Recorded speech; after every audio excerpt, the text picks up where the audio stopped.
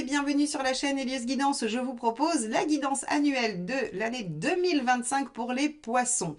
Alors, ce tirage que j'ai déjà réalisé et que je vais vous laisser regarder, il est intense et vous allez voir qu'il va y avoir des montagnes russes sur l'année 2025, mais vous finissez l'année en beauté. L'objectif pour vous cette année, c'est réaliser vos ambitions, vos rêves, aller vers l'épanouissement. Alors, on va pas vous laisser tranquille, on va venir semer le doute parfois et vous allez voir que votre entourage va avoir du mal à adhérer, mais vous arrivez en fin d'année à une magnifique réalisation personnelle et vraiment je vous en félicite car on mettra des embûches sur votre chemin. Donc je vous laisse regarder cette guidance, mais avant ça, bien évidemment, vous le savez, il est nécessaire que vous soyez abonné à cette chaîne pour la développer, m'aider et m'encourager à continuer ces guidances que je vous propose mensuellement sur un plan général et sentimental et annuel quand vient la nouvelle année. Donc merci infiniment à tous ceux qui s'abonneront dès maintenant et aussi n'hésitez pas à liker, commenter et partager ces vidéos, ça participe à leur référencement. Un simple emoji dans les commentaires suffit, donc merci infiniment à tous. Je vous souhaite une belle année 2025 et je vous laisse regarder votre tirage.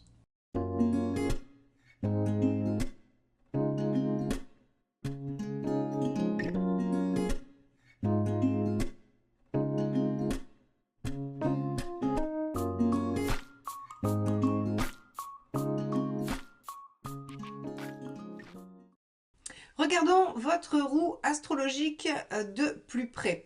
Alors, on voit que il va y avoir une grande envie de faire bouger les choses, les poissons, et probablement quelques maladresses, et vous allez vous retrouver un petit peu embêté sur certains domaines. Alors, je ne vais pas laisser le suspense plus longtemps, on va démarrer l'analyse de cette roue et vous allez mieux comprendre pourquoi je dis ça. La maison 1 avec la roue de fortune nous indique une volonté d'avancer, de faire bouger les choses, de créer du nouveau, ou en tout cas du mouvement, à minima du mouvement, à maxima démarrer un nouveau cycle de vie, ouvrir de nouvelles perspectives et amorcer une nouvelle dynamique dans votre vie. Donc vous êtes plutôt dans quelque chose qui va être actif, où vous allez poser des actions, vous allez mettre en œuvre des choses. Vous allez, avec la maison 2, probablement soit obtenir des décisions par rapport à vos avoirs, à vos biens, soit vous allez rééquilibrer vos valeurs. Hein. La maison 2, c'est aussi les valeurs que l'on a pour soi, pour la vie. Et donc, avec la justice, on remet de l'ordre. Il y a des choses qui sont tranchées, décidées, positionnées, organisées. Alors, pour moi, par exemple, vous pourriez avoir du mouvement dans vos revenus. Vous pourriez faire un investissement, peut-être aussi. Alors immobilier, on verra. Je ne sais pas. Vous pourriez peut-être déménager. Ça, c'est possible, hein, puisqu'avec l'impératrice inversée en 3, on peut avoir un peu de mouvement déstabilisant. En tout cas, ce qu'on voit, c'est que vous avez une volonté d'avancer et que dans les faits, dans votre maison 2, dans le côté matériel, il y a des décisions qui sont prises et il y a des choses qui s'organisent. Alors, pour le mieux, puisque la justice est à l'endroit, donc ça veut dire que les décisions prises vont permettre une meilleure gestion, vont permettre un meilleur équilibre, vont permettre une meilleure organisation, puisqu'elle est à l'endroit. Donc, ça, c'est un aspect assez positif pour vous, les poissons. La maison 2 est plutôt dynamique et elle est dynamique positivement. Alors en revanche, la maison 3, ici avec l'impératrice inversée, va souffrir de quelques difficultés de communication et quelques manques de, j'allais dire, de contrôle de votre part. Alors, c'est là où je vous dis, bah, vous allez avoir envie que les choses bougent et peut-être qu'il va y avoir quelques maladresses, notamment sur votre communication. Elle pourrait amener, hein, on voit bien les trois maisons relationnelles qui sont la maison 3, la maison 7 et la maison 11 sont un peu en difficulté. Ça veut dire que votre façon de communiquer ou les mouvements que vous opérez vont mettre à mal vos liens affectifs, relationnels, professionnels, de clientèle, peu importe. En tout cas, on a des difficultés sur la communication, on s'exprime pas comme il faudrait, pas comme on voudrait. En tout cas, on n'arrive pas à se faire comprendre et on n'arrive pas trop bien à prendre les choses en main dans ce domaine. Alors, vous pourriez aussi, au-delà de ça, ne pas être dans une phase où vous avez envie d'apprendre. Vous êtes dans une phase d'action, les poissons. Pour vous, 2025, ça va être vraiment l'année du mouvement. Alors, on sait que On sait que quand on est dans l'action, de toute façon, c'est soit la résultante d'une longue période de réflexion, soit de stagnation, de ras-le-bol. Donc ici, bah, ça sera différent pour chacun de vous. En tout cas, en résulte une envie d'agir et non plus de réfléchir ou d'apprendre ou de prendre du temps. D'ailleurs, on voit bien ici, on a la maison Dieu en neuf, hein, on y viendra plus tard, mais voilà, il y a des prises de conscience de choses qui se font et on a envie d'avancer. Donc, ok, vous voulez avancer, ça réorganise de façon plutôt juste. Par contre, le petit écueil, c'est que bah, soit vous y allez avec vos gros sabots et ça passe pas chez tout le monde, soit vous avez du mal à communiquer vos objectifs, vos points de vue, voilà, ce que vous voulez dire. Alors, qu'est-ce que ça provoque dans la maison 4 avec la papesse inversée? La maison 4, c'est votre foyer, c'est alors votre foyer intérieur, c'est-à-dire vous-même, mais c'est aussi là où vous vivez. Alors, vous allez poser des actions, encore une fois, papesse inversée, je me mets en action, hein, je décide d'arrêter de réfléchir, ou alors j'agis avant de réfléchir, c'est soit l'un soit l'autre.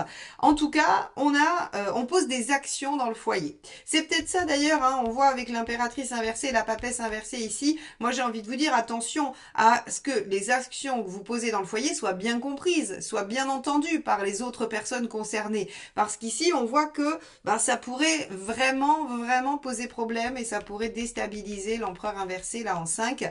On pourrait avoir une déstabilisation de vos projets, de vos envies, de ce que vous voulez voir advenir dans votre vie.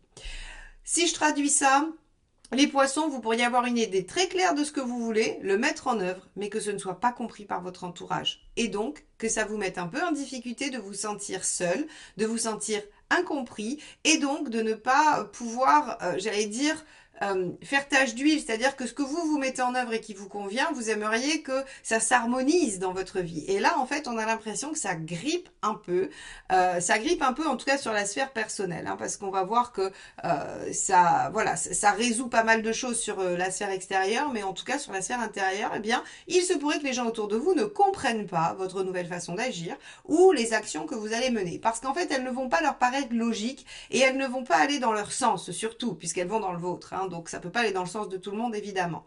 Donc ici, on voit que vous êtes dynamique, vous avez envie de réorganiser les choses pour le mieux pour vous, mais que ça pourrait venir grincer un petit peu à la fois dans vos relations quotidiennes et en même temps dans votre réalisation, dans votre personnalisation et aussi sur le foyer.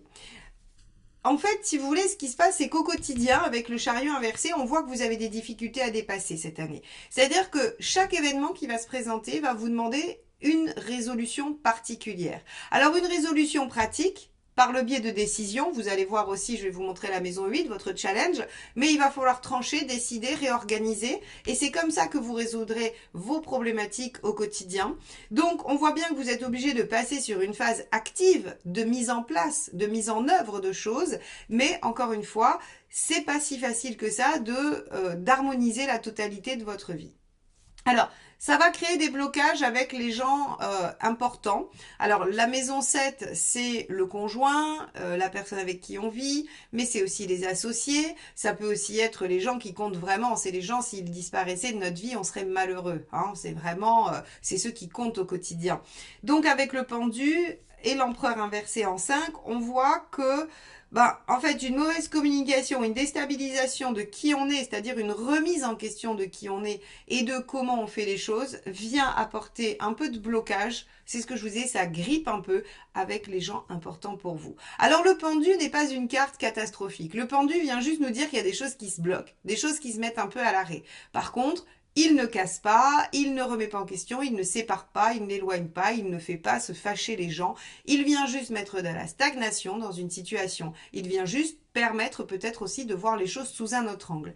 Moi, je pense ici que si on parle du plan factuel, eh bien, votre nouvelle façon d'agir ou ce que vous allez remanier dans votre vie ne va pas permettre à votre relation privilégiée, on va l'appeler comme ça, d'évoluer. Elle va stagner parce que vous serez occupé par ailleurs. Mais surtout, ce que ça va aussi vous permettre d'un point de vue psychologique ou spirituel, c'est de prendre un peu de hauteur, un peu de distance par rapport à cette relation et du coup de la voir différemment. Alors, de la voir différemment dans quel but? De l'améliorer, de la transformer, de la changer. Ça, après, vous verrez bien. Ça sera l'année prochaine, a priori, parce que là, il ne se passe pas grand-chose. En tout cas, il n'y a pas de décision prise dans ce domaine-là. Les choses sont vraiment à l'inertie dans la relation privilégiée. Alors, si vous vouliez voir évoluer votre lien à votre partenaire, en fait, j'ai envie de vous dire, les poissons, c'est vous qui allez changer cette année. C'est vous qui allez modifier. La relation en elle-même, finalement, elle est toujours la même. Et la personne en face de vous va être toujours dans cette dynamique identique. Mais comme vous, vous changez et que vous posez des choses différemment, mais que vous communiquez pas forcément de façon efficace, eh bien, il se pourrait que ça n'avance pas. Mais vous, vous vous modifiez, vous vous changez. Donc, ça va avoir des conséquences plus tard. On a la carte de l'amoureux dans la maison 8. La maison 8, ça va être un peu vos challenges, vos défis, ce que vous avez à transformer cette année. Eh bien, vous avez à vous positionner, à choisir, à décider pour vous, pour le mieux pour vous, pour votre bien-être, à faire des choix du cœur. Il faut s'engager dans la voie que vous voulez voir advenir dans votre vie, les poissons. Et donc, c'est ce que vous faites à minima, j'ai l'impression quand même ici, avec cette roue de fortune et cette justice, où vous avancez et vous organisez les choses à votre propre avantage. Alors oui, ça va déplaire, oui, ça va désorganiser des choses. Mais en attendant, c'est exactement ce qu'on vous demande. Parce qu'en maison 9, votre évolution personnelle, eh bien, il y a la maison Dieu. Vous avez pris conscience de certaines choses. Vous avez eu des révélations. Hein, c'est vraiment ah mais oui, mais c'est bien sûr la maison Dieu dans la maison 9. Alors, ça va aussi bouleverser votre position sociale. La maison 9, c'est notre reconnaissance sociale aussi. Eh bien, ça vient bouleverser les choses parce que vous allez changer, vous allez poser des actions, vous allez réorganiser. Et vous allez surtout, hein, maison 10, je les relis assez vite, mais parce que finalement, ça raconte une histoire, toutes ces... Hein, on ne peut pas vraiment les prendre séparés pour vous, les poissons.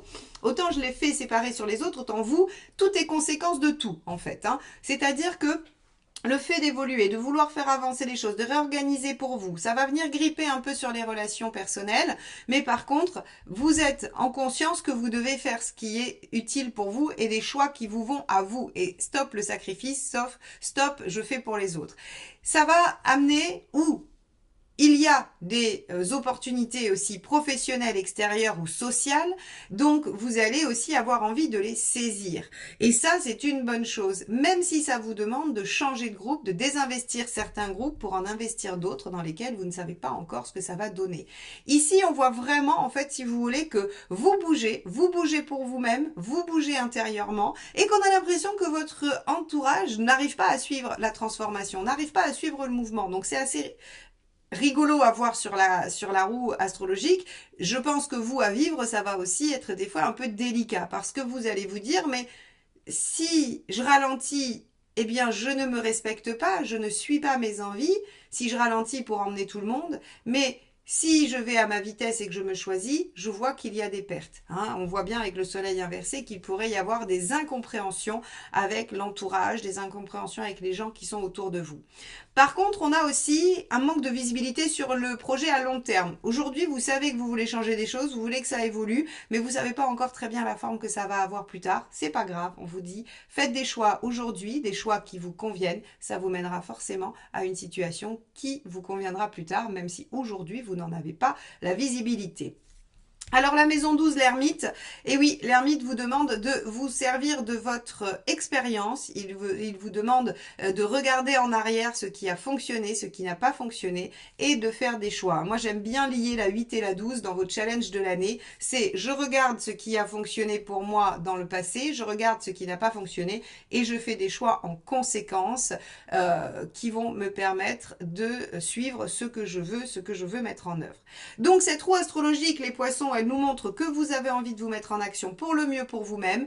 Vous allez probablement laisser derrière vous quelques situations, quelques personnes, mais vous savez que ce qui est important pour vous aujourd'hui, c'est votre déploiement, c'est vos choix. Vous en avez pris conscience et vous savez qu'il faut saisir les opportunités quand elles se présentent, même si tout le monde n'arrive pas à suivre en même temps. De toute façon, ne vous inquiétez pas, ça ne remet pas forcément en question les relations vraiment très importantes de la maison 7. Donc, on devrait pouvoir s'en sortir avec juste un décalage et pas forcément ici aucun arcane 13. Ça veut dire qu'il n'y a pas de rupture fondamentale, il y a juste un décalage temporel entre ce que vous faites et l'acceptation de votre entourage de ce que vous mettez en place. On va regarder ce qui se passe mois par mois, mes chers poissons. Alors, sur le premier semestre 2025, ici, vous allez avoir la carte du magicien, donc l'équivalent du battleur, l'arcade majeur 1, le démarrage, le potentiel, le nouveau, l'enthousiasme, tout ça va être sous le coup de votre premier semestre 2025. Alors, que se passe-t-il en janvier? On a le 2 de coupe. Alors avec le 2 de coupe, on a des préoccupations relationnelles, affectives. On se pose des questions sur un lien, on aimerait bien rétablir la communication et l'équilibre, hein, ou trouver un partenariat. On pourrait aussi, si vous êtes célibataire, avoir envie de rencontrer quelqu'un. Donc on a un cavalier de bâton qui nous dit que vous voulez tout mettre en œuvre pour que cette dynamique relationnelle, quelle qu'elle soit, fonctionne, et vous êtes même prêt, 9 de denier, à apprendre de nouvelles façons de faire. Alors, j'ai envie de dire que vos nouvelles façons de faire, au début, vous les maîtrisez pas trop bien parce qu'une impératrice inversée nous indique que on n'arrive pas trop bien à saisir les concepts. En tout cas, on prend pas le temps de bien les étudier. Hein. On prend pas le temps de les intégrer. Et en fait, on a une façon de communiquer qui pourrait être un petit peu difficile et laborieuse. Quoi qu'il en soit ici, vous avez envie que les choses changent et vous voulez mettre de l'énergie dans cette situation. Alors en février, 8 de coupe, vous tournez une page sur quelque chose. Vous avez compris qu'il y avait des changements à faire et vous allez les opérer. 8 de coupe, c'est vraiment, je laisse derrière moi ce qui ne me convient plus et je me lance vers le 9 de coupe, c'est-à-dire mon idéal. Donc vous voyez comment déjà vous avez fait des choix au mois de février. Vous savez ce qui est bon pour vous, vous savez ce que vous voulez. Et regardez, 6 de coupe, waouh, 8 de coupe, 6 de coupe. On est vraiment dans la volonté de trouver l'harmonie, la joie, le bonheur. On a quelque chose de l'ordre de la nostalgie avec le 6 de coupe. Alors, est-ce que vous pourriez avoir envie de retrouver quelque chose que vous avez connu? Par exemple, vous voyez, si je fais le lien avec les relations, vous pourriez avoir envie de vous retrouver dans un lien comme au début de ce lien et vous pourriez avoir envie de mettre en place ce qui est nécessaire pour retrouver ça. Sauf qu'on voit que sur le relationnel, c'est pas ce qui est le plus efficace. Alors attention, si cette guidance doit vous servir à quelque chose, c'est à être attentif à la façon dont vous mettez ça en place, tout simplement. À vous questionner, est-ce que la façon dont je vais l'exprimer, la façon dont je vais le montrer à la personne, est-ce que ça va être efficace? Est-ce que je vais vraiment me faire comprendre? Parce que visiblement, c'est quand même la difficulté de l'année.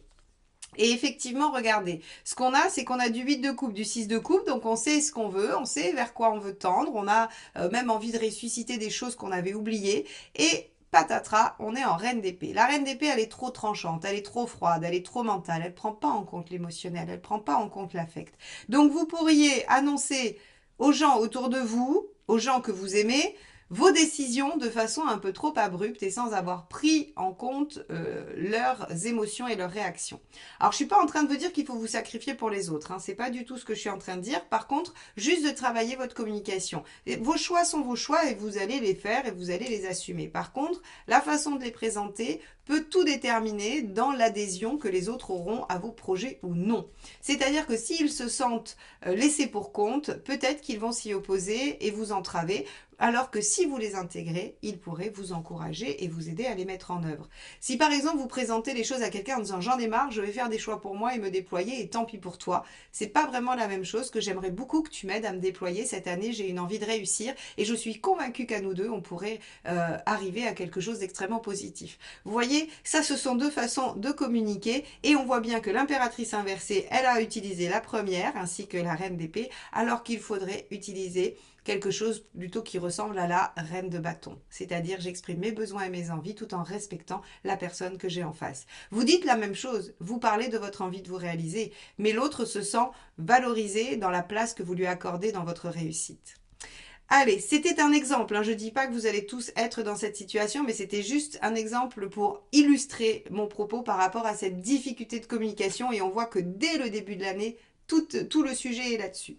Alors au mois de mars, eh ben oui, forcément, la Lune, alors on va pouvoir l'éviter si on communique mieux, mais la Lune, bah, on se fait du souci, on se demande ce qui se passe, on est inquiet, on n'est même pas très enthousiaste parce que peut-être qu'il y a déjà eu des premiers conflits à cause de cette reine d'épée qui a été un petit peu trop rigide, un petit peu trop dure, hein. Et on a l'étoile. Alors, intéressant, on a la lune et l'étoile, c'est-à-dire que vous allez être inquiet des répercussions relationnelles et affectives et émotionnelles par rapport à l'opportunité qui se présente. Vous vous souvenez, vous aviez l'étoile en 10, il y avait des opportunités sur la sphère extérieure. Eh bien, elles arrivent dès le mois de mars. Et vous vous dites, ok, j'ai déjà mis les pieds dans le plat et maintenant je vais en rajouter une couche parce que vraiment l'opportunité se présente et vous avez très envie d'y aller, très envie de démarrer. Mais vous vous dites, est-ce que je vais vraiment continuer à massacrer mes relations ou en tout cas à les mettre en difficulté ou est-ce que, tant pis, je fonce. Là, vous en êtes vraiment à vous poser la question. On va aller voir ce qui se passe au mois d'avril et regardez ce qui se passe au mois d'avril, c'est absolument incroyable. Vous êtes obligé de faire le choix, l'amoureux, vous devez vous engager, vous devez prendre une décision. Vous avez les circonstances qui se sont présentées en mars et en avril, on vous dit, eh bien maintenant, il faut vous positionner.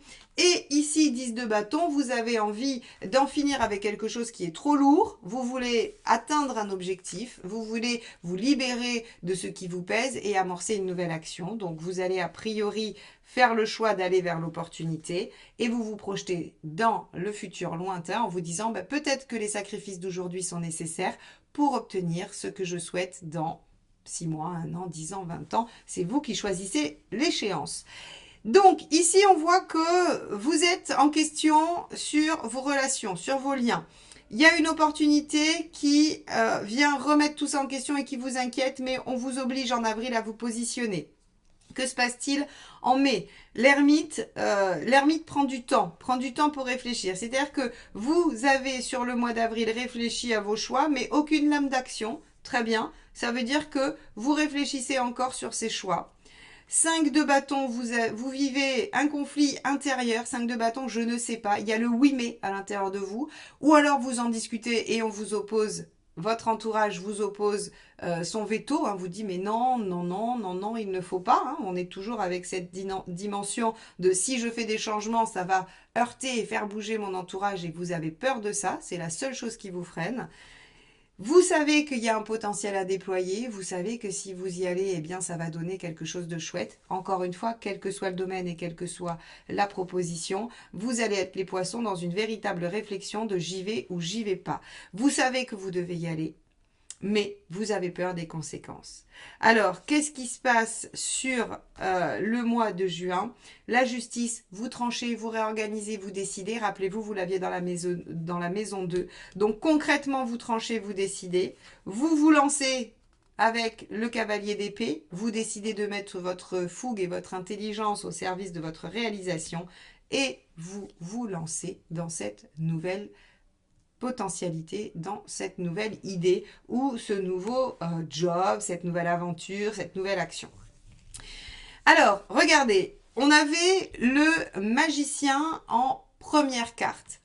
Je ne sais pas si vous vous souvenez, je vous ai dit, il y a quelque chose qui démarre un potentiel. On voit bien que les 6 premiers mois sont effectivement basés sur j'ai du potentiel, j'ai des envies, je veux démarrer quelque chose de nouveau, mais je vois bien qu'il y aura des conséquences, je le négocie pas très bien au départ, du coup je prends le temps d'y réfléchir. J'en ai très envie, mais est-ce que je vais avoir le courage d'y aller? Eh bien oui, vous avez le courage d'y aller. Au mois de juin, vous prenez les choses en main, vous démarrez. Même si vous aviez déjà eu des prémices ici, on a vu qu'il y avait, vous avez pu amorcer certaines choses, mais vous reprenez le temps d'y réfléchir. Il y a de la mise au clair, il y a de la, il y a vraiment une réflexion qui est menée sur comment je fais pour négocier ce virage entre ce que moi je veux et les conséquences que ça va avoir. Alors on va regarder tout de suite ce que ça dit sur la deuxième partie de l'année. Alors mes chers poissons, sur cette deuxième partie de l'année, vous démarrez avec l'arcane 13 qui va donc marquer, j'allais dire, vos 6 derniers mois 2025. La transformation. Donc vous voyez la première partie avec le magicien qui nous indique que le potentiel se présente sur les 6 premiers mois et vous opérez les changements sur les 6 derniers mois de l'année. Allons voir comment vous amorcez ça. Alors au départ, en juillet, tempérance. On essaye de trouver un compromis, on essaye d'en discuter, on essaye de parler, on essaye peut-être même de convaincre qu'il est temps d'en finir avec quelque chose qui ne vous convient plus.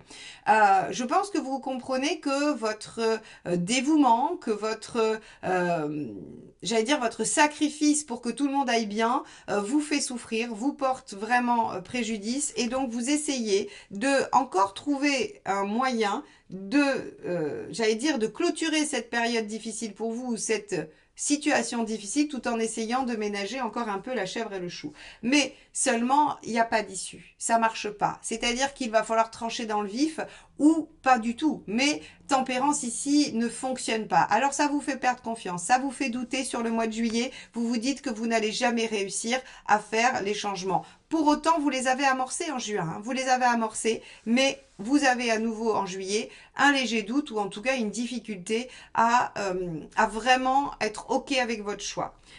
Pourtant, au mois d'août, eh bien, il y a ce roi de Pentacle qui nous dit que, ben, on sait pourtant, hein, on sait ce qu'on veut construire, on est solide, vous avez de l'arrière-plan, hein, vous savez très bien que vous avez raison. Le roi de denier, il est convaincu du bien fondé de ce qu'il va mettre en œuvre. En revanche, regardez, on a encore le 8 d'épée, vous manquez de confiance. Le mois de juillet, les mois de juillet-août hein, vont être le siège de doute et de réflexion. Regardez, on a l'ermite. Donc ici, j'ai envie de vous dire que en juillet-août, vous commencez à amorcer les changements et vous vous rendez compte que ça passe pas. Ça passe pas, c'est pas accepté, donc en fait ça vous fait énormément douter. Ça vous met en difficulté et vous vous dites mais est-ce que les autres n'auraient pas raison? Et est-ce que vraiment je dois faire ces changements? Alors, on a sur le mois de septembre le 10 de coupe. C'est-à-dire que vous savez ce qui est bon pour vous, vous réalisez votre idéal, vous avez en tête ce que vous voulez voir advenir dans votre vie et donc vous savez ce qui va vous rendre heureux.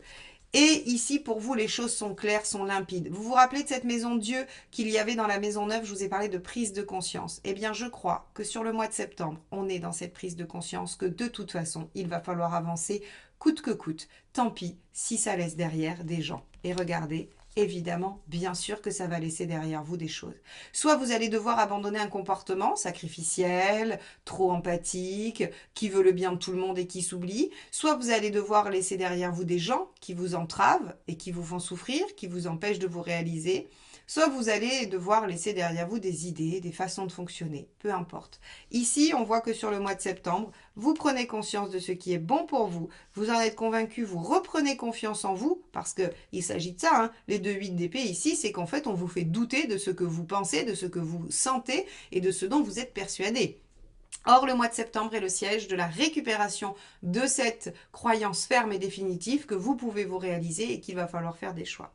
Alors, regardez ici, en octobre, 5 de Pentacle, moi j'ai envie de dire que vous vous débarrassez de vos peurs. Il y en a encore un peu, mais vous sentez qu'elles sont plus d'actualité. Vous savez, le 5 de Pentacle, moi ce que j'aime bien, c'est que c'est des peurs qui sont pas fondées. C'est-à-dire qu'elles ont été créées à un moment donné de votre vie, vous avez vécu une expérience qui vous a fait générer ces peurs-là, et elles sont restées. Sauf que l'expérience vécue est partie, vous en avez tiré la leçon, vous avez réussi à gérer ça différemment, sauf que quand la situation se représente, la peur vient se représenter et vous pensez qu'elle est toujours d'actualité. Or, c'est pas le cas.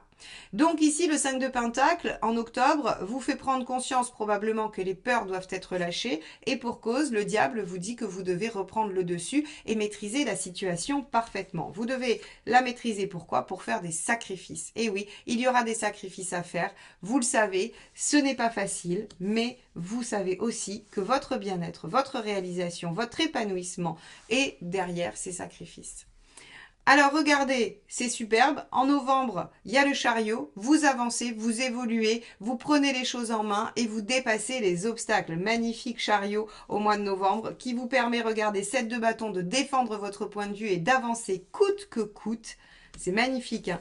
Bien qu'on vous fasse douter et qu'on essaye encore une fois de vous toucher émotionnellement. C'est-à-dire qu'on viendra essayer de faire vibrer chez vous la corde émotionnelle, la corde affective pour vous faire renoncer à votre détermination. Sauf que regardez, on a à nouveau le diable hein, qui était déjà sorti là et qu'on avait aussi dans la roue. Eh bien, le diable nous dit que vous gardez le pouvoir, vous gardez la maîtrise en décembre. C'est vous qui décidez. Plus personne ne pourra vous dérouter. Vous êtes waouh, waouh, waouh. Waouh, le mois de décembre est juste incroyable.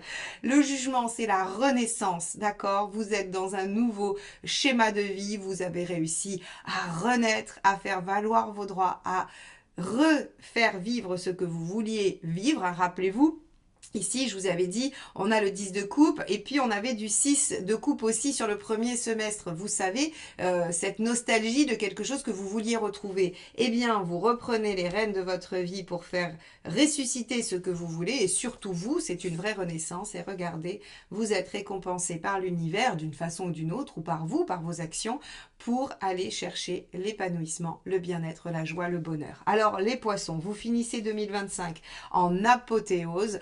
Ça a été difficile pour vous sur cette année de trouver le moyen d'aller chercher votre idéal, votre rêve et votre renaissance, mais vous y arrivez malgré les doutes, malgré tout ce qu'on a pu vous faire douter tout au long de l'année. Vous êtes vraiment dans un accomplissement. Et la transformation, l'arcane 13, effectivement, vous transformez votre vie, mais pour le mieux. Quel magnifique mois de décembre, je n'en reviens pas. Donc, vous doutez vraiment énormément sur l'été, mais vous vous rendez compte avec cette prise de conscience en septembre qu'il ne faut plus s'arrêter, vous lâchez vos peurs, vous prenez la maîtrise, vous dépassez les obstacles et vous réalisez ce que vous souhaitiez mettre en œuvre. Bravo à vous, c'est une magnifique année 2025. Eh bien écoutez, j'espère que cette guidance vous aidera à la traverser du mieux possible, qu'elle vous aidera à déjouer les pièges des mois d'été qui ne vont pas être faciles. Donc bon courage à tous les poissons, l'épanouissement au bout du chemin, c'est quand même pas rien. Donc je vous encourage à traverser tous ces défis qui vont jalonner votre année 2025. Merci de m'avoir écouté jusque-là et à très vite pour de nouvelles guidances. Bye bye.